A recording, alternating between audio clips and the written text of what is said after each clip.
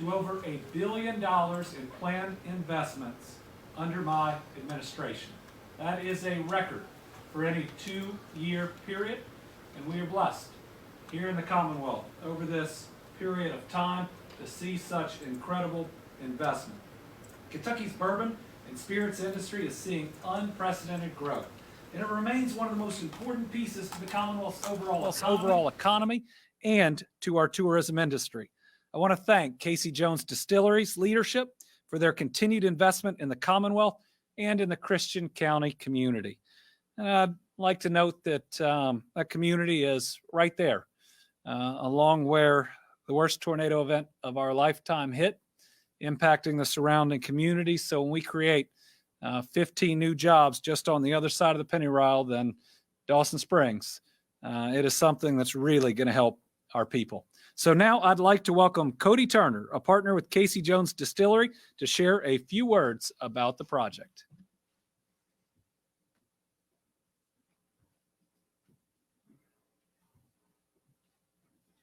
Thank you so much, Governor. I'm absolutely grateful to be here. And it's just an incredible honor to be announced among the myriad of companies that the governor has recently announced are pledging serious dollars to the area. Our $2 million investment could not have happened without the help of this administration, and certainly in our story, the help of our local Center for Economic Development. I'd like to personally thank Corky Peak, Tony Prim, and Carter Hendricks for their work and guidance and help in getting us here today. Our investment comes on the back end of a string of successes and just absolute serendipity that's almost impossible to believe. But here we are making an investment, hoping to have an impact on the state, hoping to have an impact on our communities, and certainly having an impact on the livelihoods with the 15 jobs that we'll be creating over the next few years. Speaking of, a little over 7 years ago, our master distiller and founder, Arlen A.J. Casey Jones, came into possession of his grandfather's still in the craziest story that you'll just have to visit the distillery to learn about. He had that for about 5 minutes when he immediately started to tinker with it and use it as a model to make his own still. And that 140-gallon copper square pot still that we have at the distillery today has made every drop of our Kentucky Proud spirits. And we like to think every time we make a bottle that we are in fact making Kentucky proud. So he and his wife, Peg Hayes, have worked tirelessly over the last 7 years to make a unique craft distillery experience in Christian County, just outside of Hopkinsville. And I'm pleased to announce that I've been working with them over the last few months behind the scenes and am now joining them as a partner. And we're working as a team to accomplish a single vision. And that vision is to become the leading distillery in Western Kentucky. And we believe with the help that we're getting from you, help that we're getting from the community, tons of grit and tons of Kentucky grain, that we might just be able to accomplish just that. So if you're in our neck of the woods, which we like to call a little slice of heaven, please come to the distillery, stop by for a tour, taste some of our award-winning moonshines, bourbons, and barrel cuts, and see for yourself and be a part of the growth that's to come for the distillery. Thank you. Thank you. Not only is that a great announcement, but I learned a couple great things about Cody. Cody has lived in Eastern Kentucky, is a WKU graduate, and a former educator. Proud of all those things and know that you all are going to be incredibly successful. Next, I want to highlight the expansion of an exciting tech startup located in Lexington. Electromat is a water treatment and purification company that was founded in 2013. The company has developed technology to sustainably deliver clean water at a low cost, creating a purification process that relies less on chemicals than conventional methods. On Tuesday, the company cut the ribbon on a $6 million relocation and expansion project aimed at growing its water treatment technologies and production. The company relocated to a new 26,000 square foot facility that will allow for increased manufacturing capabilities, recycling operations, additional workforce, and larger scale systems. Electromet shows the power of taking an idea and turning it into a reality, and they are making a positive impact on our state and everybody who is able to turn that great idea into a thriving business has a positive impact on their community. As a previous matching funds awardee, this company's success is a testament to how Kentucky's resources are supporting technology development across the state. As a state, we never claimed that we had this great idea. This was their great idea. But to be able to recognize those with a good idea and to provide some initial help to get them off the ground can result in something special like this. I want to thank the leaders at Electromet for helping to move Kentucky forward. We are thrilled about their expansion, and we're looking forward to seeing even more from them. Next up is another exciting expansion announcement in our growing financial services sector. Boston-based Fidelity Investments just announced a major nationwide growth initiative with plans to add more than 12,000 new jobs nationwide by the end of the year. So that's great news for the United States, but it's also really good news for Kentucky because Northern Kentucky is going to get 874 of those great new jobs. If Fidelity Investment creating hundreds of new jobs sounds familiar, it's not deja vu. They've been doing this over and over the last couple of years. I joined company leaders in Covington last July when they announced plans to hire 600 more people in the Kenton County campus. For all of 2021, Fidelity added 1,310 new jobs in Northern Kentucky. And since it's first locating in Covington back in '92 on a beautiful campus, Fidelity has grown by leaps and bounds. It has more than 4,800 professionals currently employed in this key Kentucky region. And now, on top of all that, 874 new, great paying professional jobs. I want to thank Fidelity Investments. Their leadership team continues to invest in us. And I'll say to them what we say to all of our major employers: we will not let you down. And we are excited that you see Kentucky and Northern Kentucky as a place that you can grow and serve the entire rest of the United States. Finally, I was excited to join local leaders in Todd County and executives from Novelis on Monday to break ground on the aluminum producer's new recycling center in Guthrie. This is a $356 million investment that is the largest investment in the history of Todd County. It's creating 140 well-paying jobs for Kentuckians.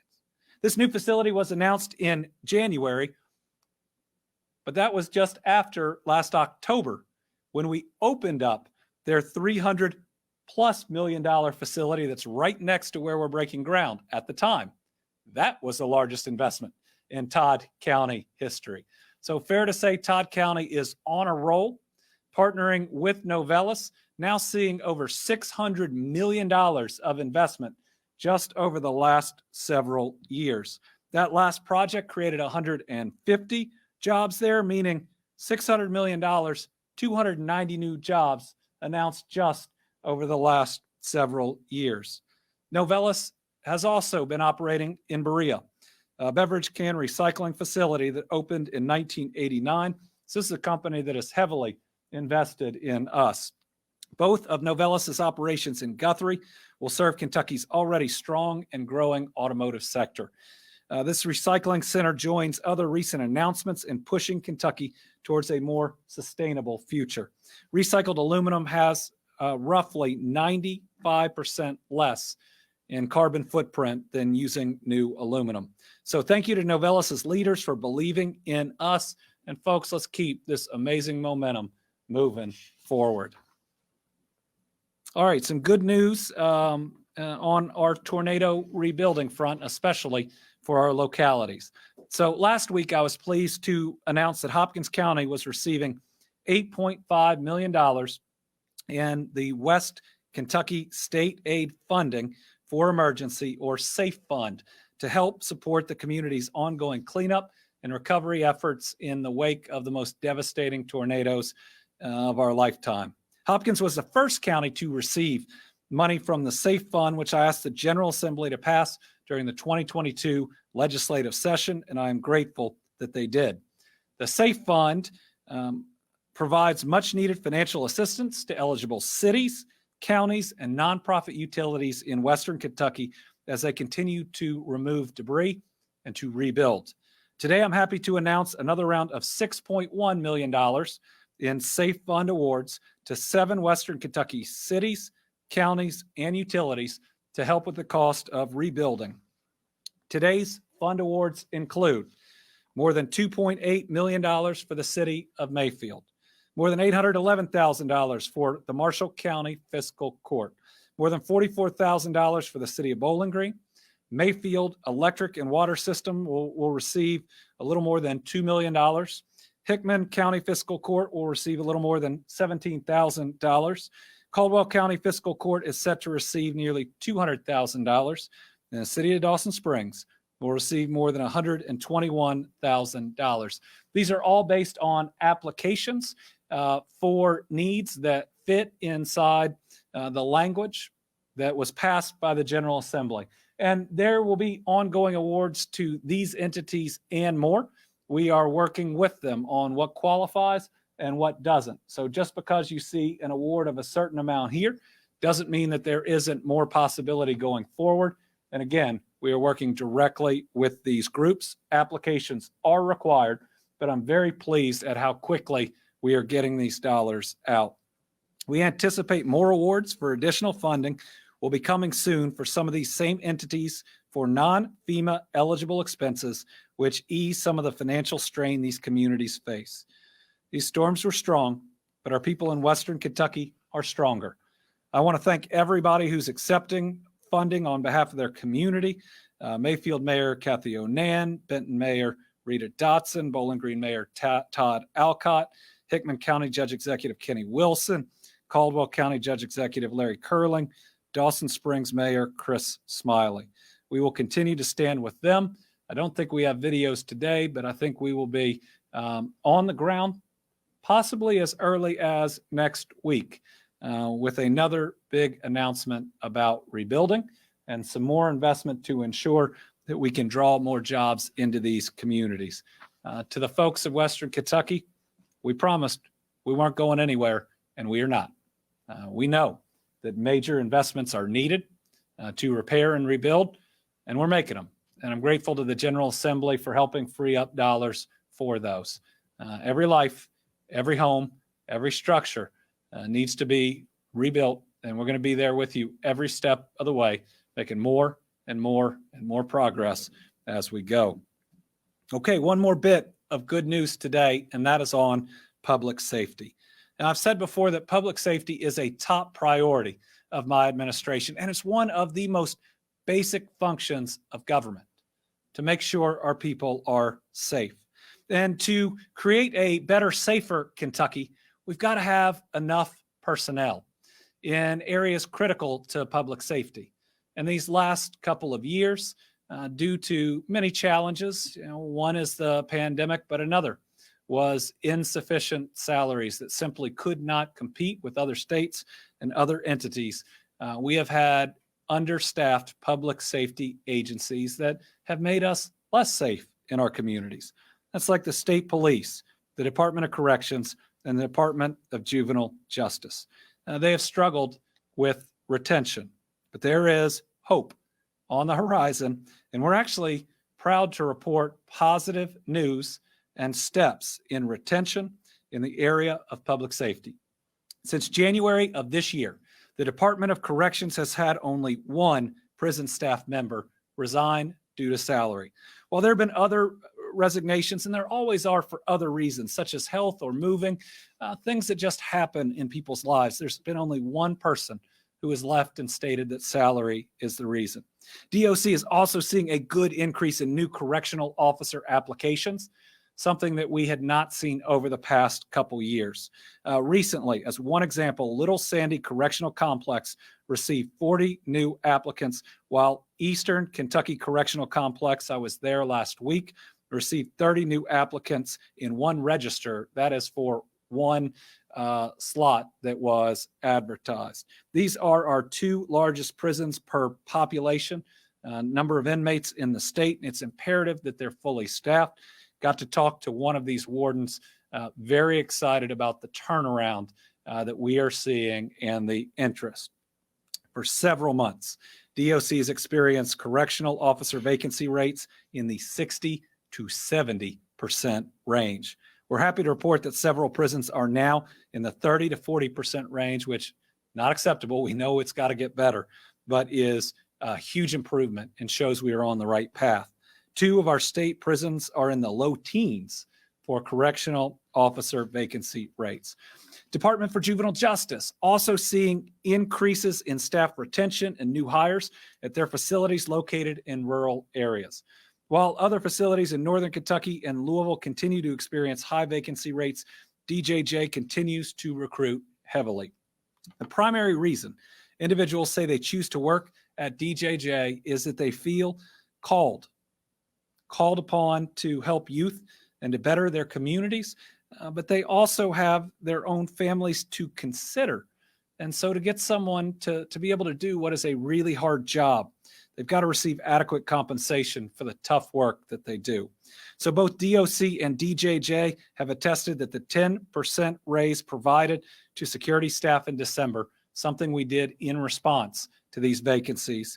And then the locality and shift premium pay issued to DOC, along with some grade changes for additional faculty and staff at DJJ, and the recent announcement of the 8% raise included in our budget for all state employees are the reason they're starting to see staffing shortages decrease.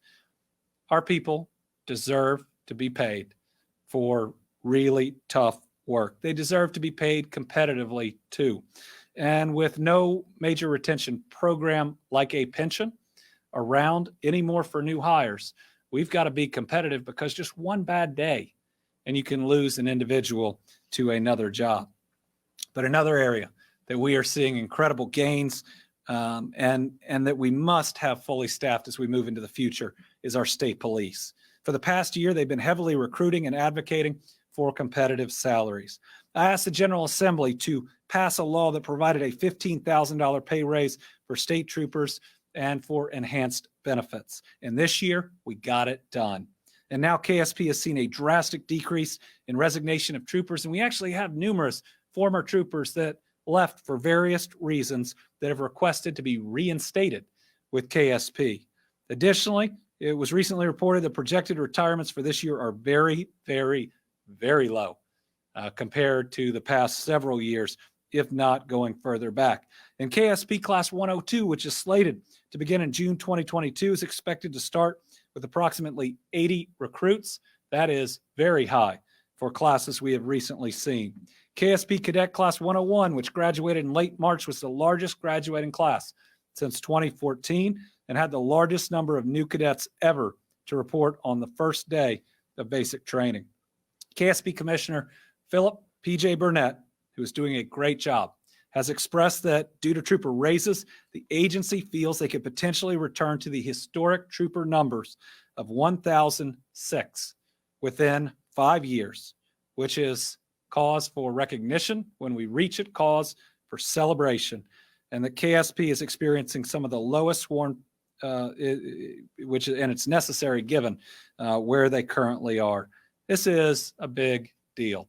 Solving these staffing shortages, getting more troopers out there on the road is absolutely necessary for a safer Kentucky, and it's happening. So some good news. Oftentimes folks only hear about when the vacancy rates get really high. I'm here today to report it is improving. A lot of steps were taken before the last legislative session, but certainly the raise is helping. And my hope is in this next legislative session that the General Assembly will follow through on what they have said will be a further pay raise. When we have social workers needed to protect children that may be in harm's way. When we have a need for state troopers, we were 74th in pay and law enforcement in the state before that increase. We're now in the top 5. These are steps that have to be taken. All right, and finally, our Team Kentucky All-Stars, our Kentucky hospitality industry. As we approach the weekend at Derby, it's important we recognize the hardworking Kentuckians who are going to put an incredible face on this Commonwealth for so many visitors and for those that will be watching from home. This is the greatest 2 minutes in sports, but it is a days-long, for some people, a week-long experience that they come in, see the best that Team Kentucky has to offer, and a whole lot of them will invest here or even move here. The Kentucky Derby is a time when the whole world looks to Churchill Downs. Everybody focuses on the trainers and the horses and the owners, and of course, the hats. But what often goes unrecognized are those people who work tirelessly to make the Derby what it is. One of my favorite things to do walking around on Derby Day is to thank everybody working out of Churchill Downs, from their direct employees to folks that are brought in for that day to law enforcement that's there to keep us safe. But it's not just at the track. It is all over Kentucky, the type of hospitality we roll out, from our hotels to our restaurants to our drivers at ride shares and others. Folks, I'm proud of the work you do every day, but we're really proud of the work you do at Derby. And with our state on a roll, hoping that you are as excited as I am about the possibilities for our kids and our kids' kids, us being chosen to be the electric vehicle battery production capital of the United States of America, everything going on in agriculture technology, all these companies picking us for their biggest investments in company history. Part of that is how they feel and what they see when they come into our state. This is a thrilling time. You could feel it when you're at or around the track, and part of it is the Derby, and part of it is the role we are all on together. So to all of our Kentucky hospitality industry, thank you, thank you, and thank you. And because it's an update, we'll close going over COVID very quickly. First, our map this week. We told you last week when everything was green that we'd expect to bounce a little bit up and down here and there. So 4 counties in the yellow. This is the second best map, I think, that we have ever had. Our stair stepper chart shows that we went up just a tiny bit, but remember, we went down a little bit the week before. So looking like we might be at a plateau, but we got to see more. And remember, we're not just judging or we're not even using cases the same way we used to, given that the virus is less severe, especially for those that have been vaccinated. It is a number of different things we look at. Positivity rate also continuing to tick up. And if this were alone, it might be cause for alarm, but let's look at the hospitalization numbers. Again, lower than they were last summer. Fewer people in the hospital, though any given day might go up and down a little bit, than they were in what was then the safest time during the pandemic. ICU being the same. Listen, we are rapidly approaching what I hope is a day where we will have nobody in the ICU for COVID. And those on a ventilator, again, as low as they have been at any time during the pandemic. One quick piece of news on vaccinations. While our vaccination numbers are smaller than they have been at most times during the pandemic, every day people still choose to get vaccinated for the first time. We had one number tick up, our 65 to 74-year-olds, which are our Team Kentucky vaccination all-stars, going from 97 to 98%.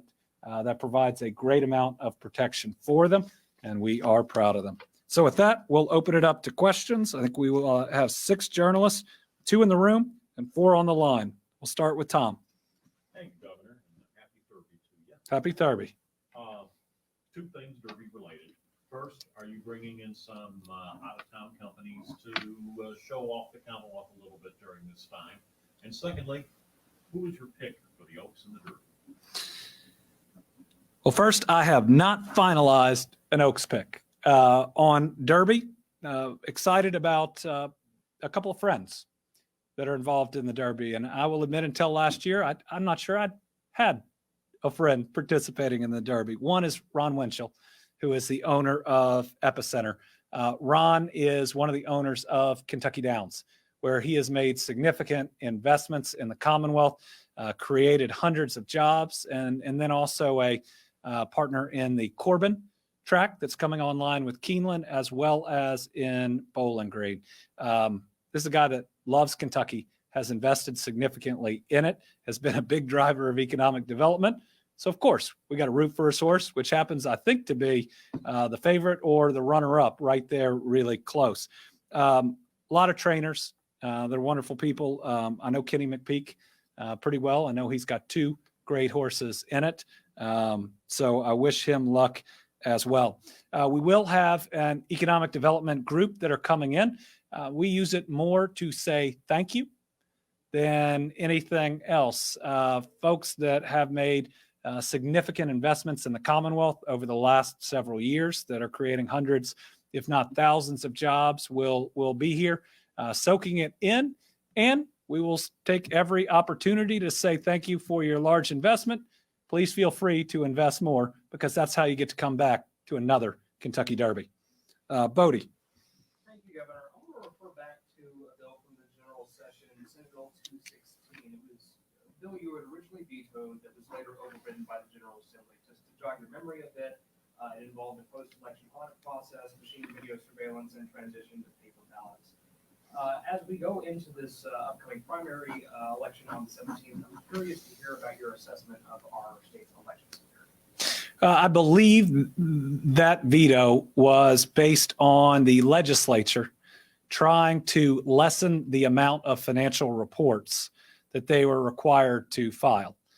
They tried to take the years that they are not running, and instead of providing transparency about who's given them money in those other sessions that they are in, they wanted to just do one at the end of the year, and that was what the veto was about. I believe our election security is strong.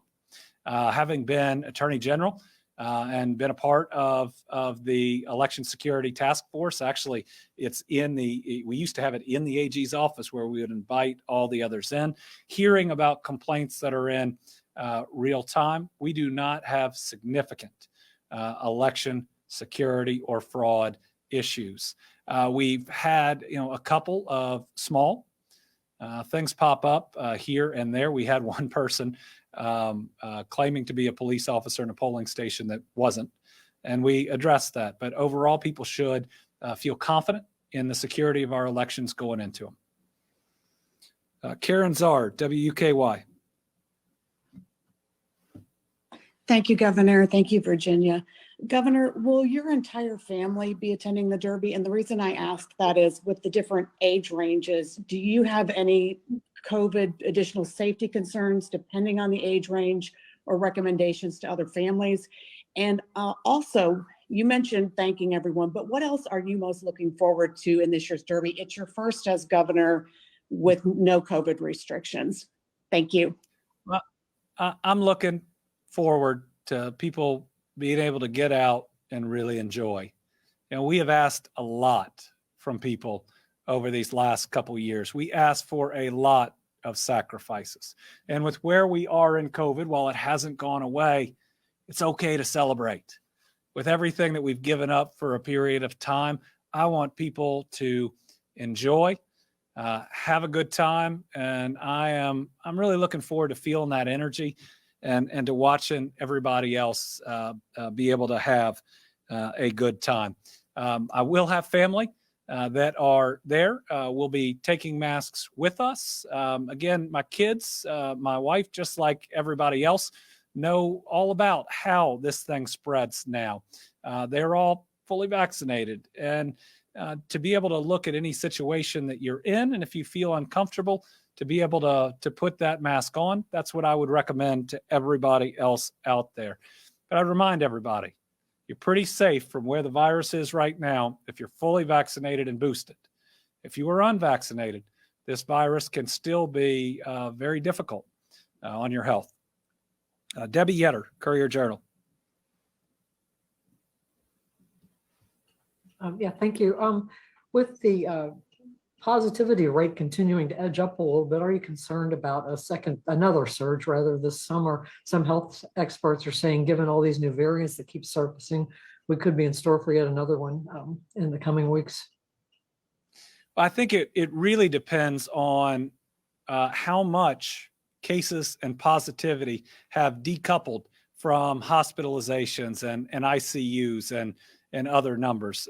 In other words, whether a surge is concerning, I think depends on the severity of it. Right now, we don't see an uptake or any significant uptake in our hospitalization numbers. And remember, if it's 15 or 20, I know people compare these, but those can go up and down in hospital census on any given day. And it may be folks that are in for another reason that test positive. So I don't have cause for concern at this time. And I don't think individuals that have been vaccinated and boosted should have cause for concern. I do think our seniors out there in Kentucky ought to really consider that extra booster, ought to talk to their doctors about it.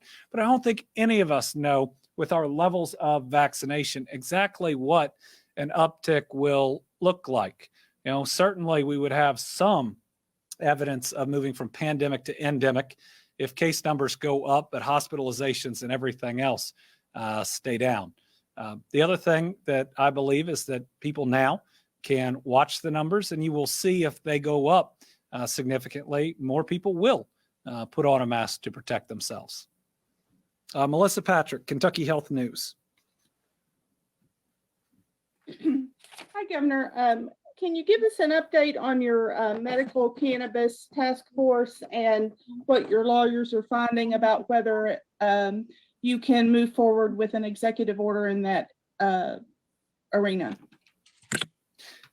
So the legal analysis is not yet finalized, but I do think that there is going to be room for at least some executive action. Our challenge on putting together the task force is a positive one. It's that there is so much interest. It is time for, call it medical cannabis or medical marijuana in Kentucky. It is the will of the people. And there are folks out there suffering. Again, I talked to a mom the other day whose son's been deployed, I think 4 times, been through 3 IEDs, suffering from PTSD, and could legally get this in other states. And she says it helps them. That's the type of help we ought to be providing. So I don't want to get ahead of the analysis. We've got to obviously merge that in with the feedback. My hope is that we'll get this thing named here pretty soon. The challenge is that there are thousands of people who want to be a part, because there are thousands of people who feel very, very strongly about this issue. But let me add, we want to do it right. Whatever steps we're able to take, we want them to be clear. We want it to serve a purpose. It is not a back-end way to allow recreational marijuana. And so we want to make sure that we do it right. And depending on what the options are, if we're able to move forward on the industry side, I believe that I've got a background where we could set this up right. We could have accountability. And if options are less than that, I think that there are real ways to make sure that any rules are very clear for the protection of everyone out there. Mark Payne with Link NKY. Thanks, Governor. The federal grant process to apply for funding for the Brent Spence Bridge just opened up recently. And I was curious if you have any insight or updates on what that process is looking like for the state. We are hard at work on that application, and we believe we are going to have an incredibly strong application. Just so happens that I think that we're going to see a visit on the other side of the river on manufacturing, I think, from senior administrative officials here soon. But it's another chance to see how critical this bridge is. Certainly, in our legislative session, we were able to go ahead, thanks to the General Assembly, and allocate what would be the full amount that Kentucky would be responsible for, already appropriated under at least one of the major grants we're applying for.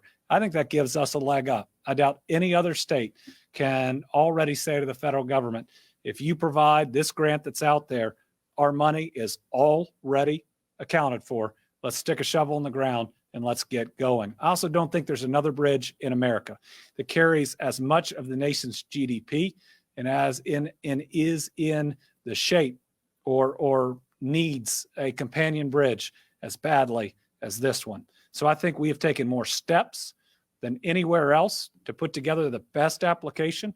And I believe our need for the country and for the region is greater than any other project in the country. And I continue to talk to anybody related to Washington, D.C. that will listen, from a secretary to an undersecretary to whoever might be talking to that person that day. This is a priority for us. I know the people of Northern Kentucky have waited and waited and waited. And this is something that this federal administration, that this president can do, that was promised by others and really come through for the people of Kentucky and Ohio. And what an example it would set. Now, a state with a Democratic governor, a state with a Republican governor, it wouldn't be about red or blue or D or R. It'd be about this country's infrastructure and moving commerce forward, providing more opportunity for our people and creating thousands of jobs on a major project. I think this could be, or even would be seen as the preeminent project of the Biden administration. And I think it could even be the image that follows this president with a shovel in the ground and the location of where that companion bridge would be in the background. Certainly appreciate Senator McConnell's help. He and Senator Yarmouth voted for this bipartisan infrastructure act, which gives us an opportunity. And I know both of them are pushing as hard as they can and have reached out and said they want to help. So in our push, it's also not red or blue. It's not left or right. It's about moving us forward and getting another bridge. All right. Thank you all very much. Happy Derby.